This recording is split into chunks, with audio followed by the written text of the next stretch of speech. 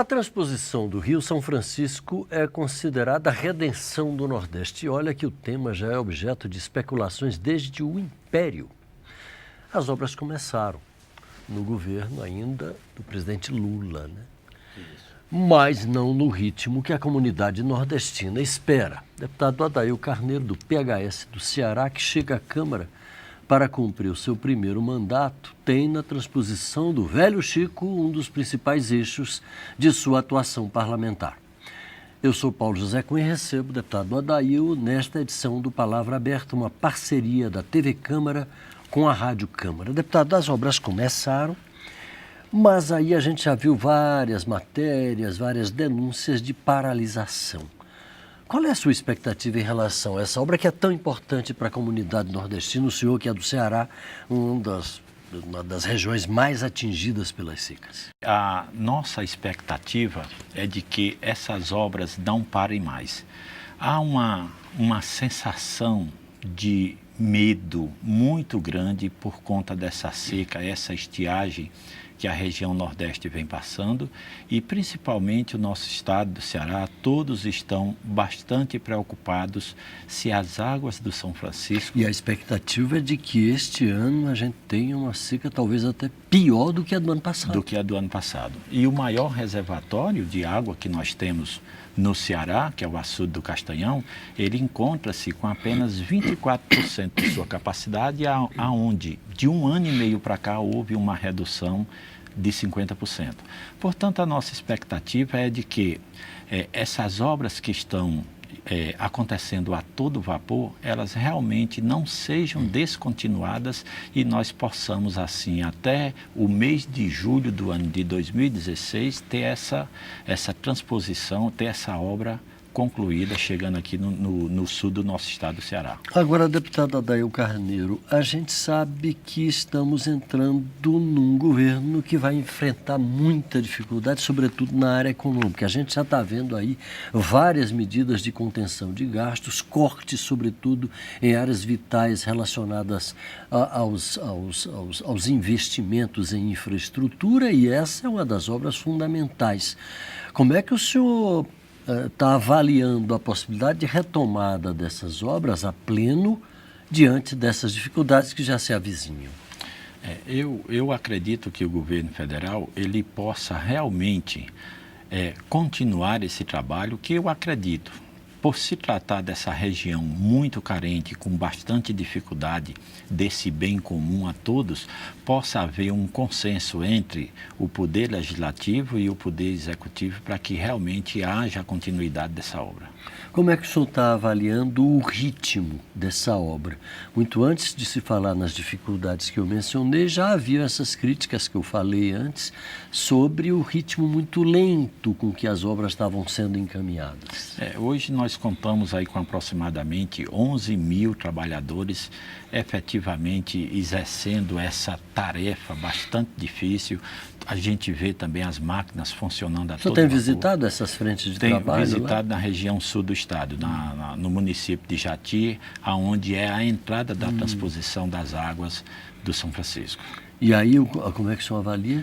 Não, eu avalio que está no ritmo que foi programado anteriormente. Nós podemos... Foi retomado, então, foi o ritmo? Retomado, eu me lembro esse ritmo, de maneira que nós recebemos recentemente visitas do ex-ministro da Integração Nacional, recente, por volta do mês de novembro, dezembro, onde a gente pôde realmente comprovar que o ritmo estava aí a todo vapor. Então, sua expectativa é de que esse ritmo continue. Agora, ao mesmo tempo, a gente sabe que isso não é obra para concluir amanhã, depois da manhã. É uma obra de longo prazo pela sua dimensão, ela é enorme. Outras medidas de convivência com a estiagem estão em andamento. A gente sabe aí dos programas de cisternas, açudagem, etc. Como é que está o seu estado, o Ceará, em relação a isso? Ele que é um dos estados mais atingidos pelas secas. O programa de cisternas ele foi bastante ampliado em nosso estado. Agora nós não podemos contar com a cisterna se não tem nem a chuva para abastecer a cisterna. Então está sendo implantado um programa emergencial de perfuração de poços naquelas áreas onde a gente possa realmente alcançar essa água. Porque às vezes o lençol freático é muito profundo, né? Muito profundo. E às vezes, quando encontra água, a gente encontra água que precisa de um tratamento especial. Água salobra. Água salobra, que a gente faz um tratamento através do dessalinizador de água. E aí essa água ela fica em condições para o bem consumo. E aí, como é que está esse programa hoje? O senhor ia concluir? Não, esse programa, a nível de governo de estado, ele está sendo ampliado e sendo levado a todas as comunidades do estado.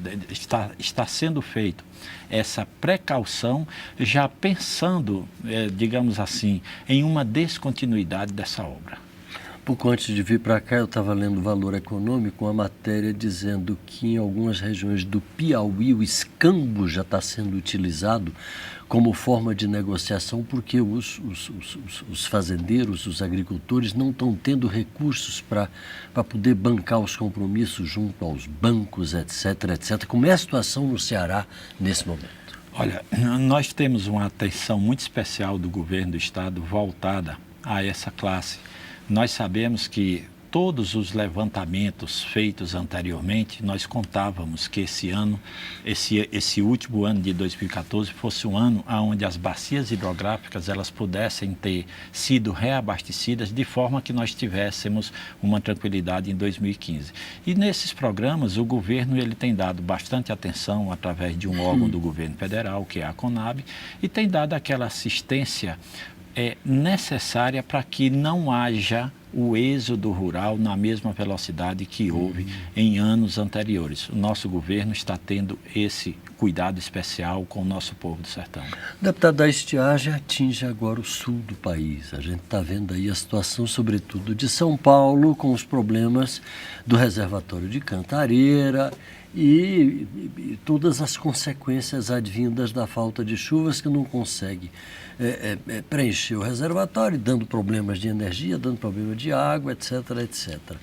O senhor não teme que o governo federal, diante da situação desse centro, termine desviando os recursos voltados para a convivência com a estiagem para São Paulo, Rio de Janeiro, etc., e mais uma vez o Nordeste fique relegado a segundo plano? Não, eu não temo isso, até porque quando nós observamos o tamanho dessa obra, o avanço que ela já teve em aproximadamente 70%, ela já está em concluído, 70%? Em 70% concluído, é até, assim, de uma certa forma, isso que está acontecendo na região sudeste do nosso estado, isso serve de alerta porque o Nordeste sempre foi considerado a região seca, a região do semiárido, aonde a pobreza sempre foi muito grande. E aí veio essa grande iniciativa do governo federal, né, que é uma das maiores obras hídricas a nível de nosso país, que é essa transposição, abrangendo aí os estados de Pernambuco, Ceará e Paraíba, de maneira que essa falta d'água também está atingindo os estados mais ricos do nosso país. Com isso, agora eles estão sentindo na pele o que é falta de água. Isso. Todo e qualquer recurso que seja liberado pelo governo federal para dar celeridade à transposição de águas para abastecer o sistema Cantareira, certamente isso é louvável para o cidadão paulista, mas sem sacrificar o nordestino, principalmente o nosso cearense, que tanto esperou. Isso é uma obra de décadas que a gente vem esperando para que isso possa nos dar a garantia de abastecimento hídrico em toda a nossa região. E eu acredito que essa dificuldade pela qual está passando o estado de São Paulo não se virá para nos atrapalhar, se virá de incentivo, aonde haja um foco maior do Congresso Nacional, se for necessário, fazer com que haja uma sensibilização do governo federal e possa destinar recursos até para dar celeridade a essas obras de transposição para esses estados que estão com essa maior dificuldade, com essa maior carência d'água. Deputado Adail Carneiro, do PHS do Ceará, parabéns pela eleição, seja bem-vindo à Câmara dos Deputados e muito obrigado pela entrevista. Eu que agradeço aqui a oportunidade de poder me dirigir ao povo, principalmente ao povo cearense, e quero aproveitar para agradecer aos 113.885 eleitores que me deram a responsabilidade de, aqui no Congresso Nacional, poder ser um dos representantes legítimos daquele nosso povo. Sucesso no mandato. Eu que agradeço. Você de casa, obrigado pela audiência. Um abraço e até a próxima.